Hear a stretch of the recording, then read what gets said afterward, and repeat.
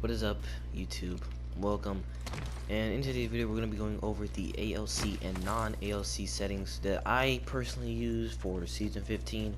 I was going to say the best, but I don't think there's really a best setting because everyone has different settings, and if there were a best setting, everyone would be using them. But without that, let's get into the video. Prompt style will be default. If you don't want to use default, you can use compact, but I prefer default. Button hints, I have that off. Shield icon on, damage numbers both. Pretty much with damage numbers, it just shows different numbers. Like mine is a little bit of both floating and stacking. So, and ping capacity, I have that default. I do not know how to say this word, but I have it on. So there, my mini-map rotation is off. On my weapon auto cycle on empty is on. My auto sprint is on. One thing about auto sprint is I prefer having auto sprint on if you are a movement player. Like if you plan on using like wall bounces and scraping and stuff, then I prefer having auto sprint on. If you don't want to use auto sprint, you don't have to. You can still do like your basic wall bounces and jumps with auto sprint on or off, but I prefer that you have it on. It makes it a little bit easier to really do it, in my opinion. I did try to do those type of things with it, on hold or whatever, but I prefer, auto. Jetpack control, this is more for Valkyrie mains. I'm not a Valkyrie main, so I don't really know how to explain this setting as much, but if you do understand this setting, let me know in the comments below. Incoming damage feedback, I have it on 3D. Taking damage closes death box. I do say have this on. Basically, when you're in a death box and you're like trying to get loot, if someone shoots at you, it automatically closes it, so you don't have to take the extra step to actually close the death box yourself. It just gives you a little less time to actually, fight or take cover for something. Hop up, pop up, off. Screamer mode off. I'm a screamer myself, and I do not use screamer mode. Screamer mode isn't a bad setting. It's just for like hiding your name. It's kind of like anonymous mode. Most screamers use it for, if say they're getting scream sniped or whatever, or things like that. Then I do recommend using it for screamers. I'm a screamer myself. You can check me out on Twitch. It'll be linked in the description below. Usage sharing enabled. Cross-platform play enabled. Club invites enabled. All of these settings really don't matter. My laser sight pink, and I have my reticle on pink. No, actually that's yellow. Colorblind mode is Trinopia. I actually don't use Trinopia. I'm just using it for this video, but I do use Deuteronope. Basically, colorblind settings make the game either brighter or darker. You can use Tritonopia if you want a brighter game. If you could tell, like the blues, the purples and goldens and reds are more brighter, but on Deuteronope per se, they're more darker. Like if you could tell, it's less bright and vibrant as it would be on Trinope. Subtitles off, subtitle size normal. The enable accessible chat features off. Disable chat off.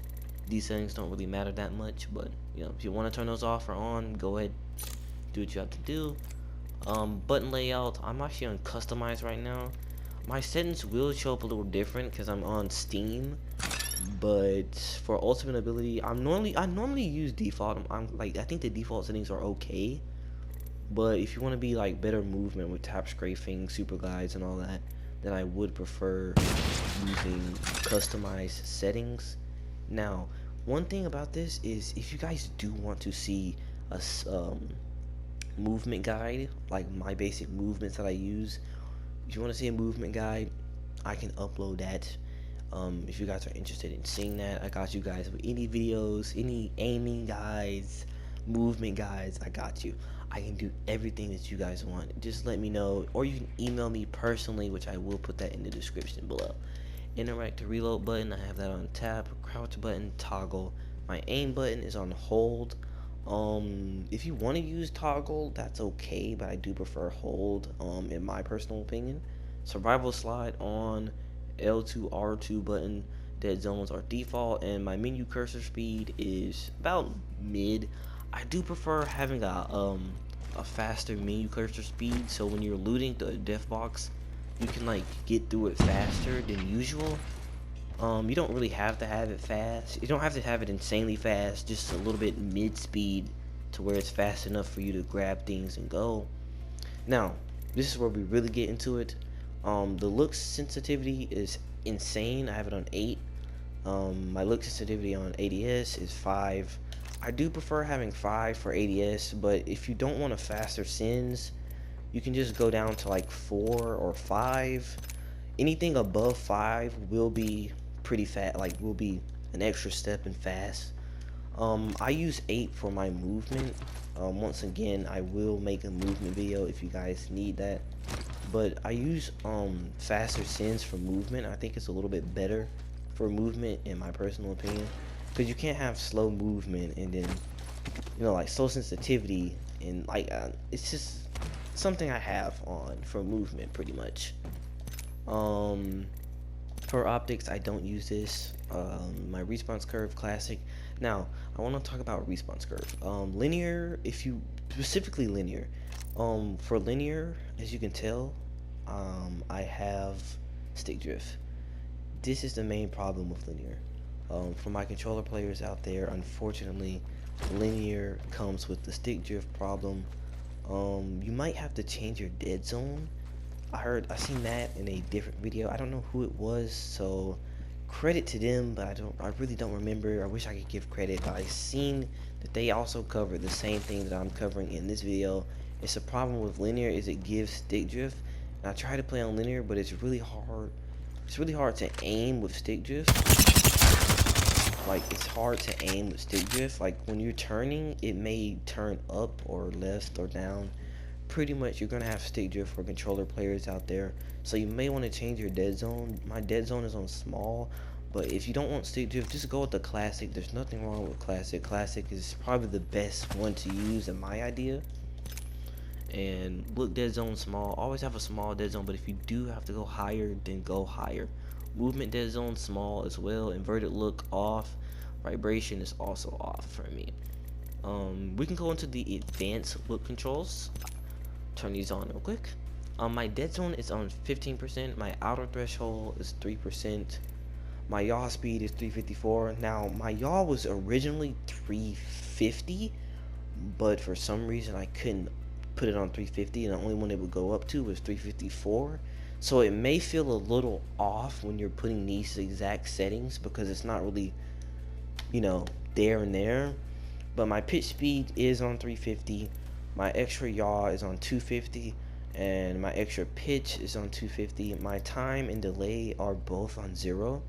My ADS is on 130, and my pitch is 135. Once again, I couldn't get my pitch to be 130 exactly, so I had to go at 135. So once again, it may feel a little off and a little tricky to get used to if you want to use these ALCS settings.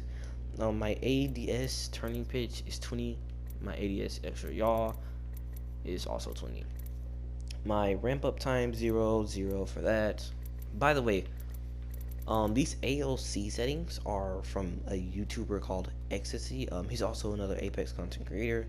He uses the similar settings, but I kind of tweaked them in my own way, but it's also from him, so credit to him. Make sure you guys go check him out. He's insane at the game, bro. These settings are really fast for those out there who normally don't use ALCS. These settings are extremely fast sensitivity, so it may feel a little weird, but you have to get used to it over time. Target compensation, which is aim assist, keep this on. Unless you have insanely good aim. I do have good aim, so my aim was already good. I do use Kovacs. I can cover that in another video as well, but having good aim on top of aim assist is literally the greatest thing. I've beamed so many people with aim assist alone. I don't really even need aim assist, but turning it on is just making your aim so much better, so I would recommend keeping that on.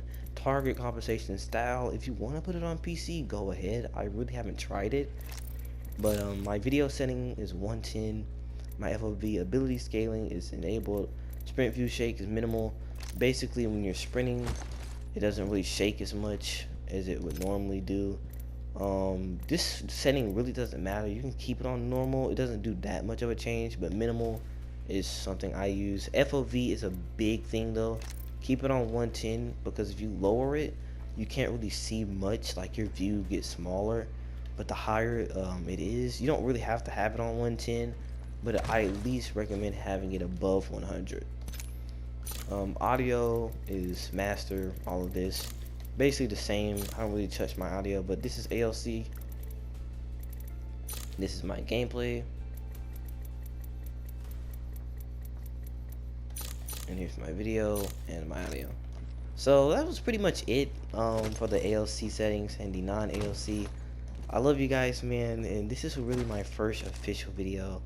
Took me a while to really put this video together because, you know, I'm not really a commentator, man. I'm just a Twitch streamer. But hey, if you guys do want to follow my other socials, they'll be all linked below. My Twitch, my TikTok, my Twitter.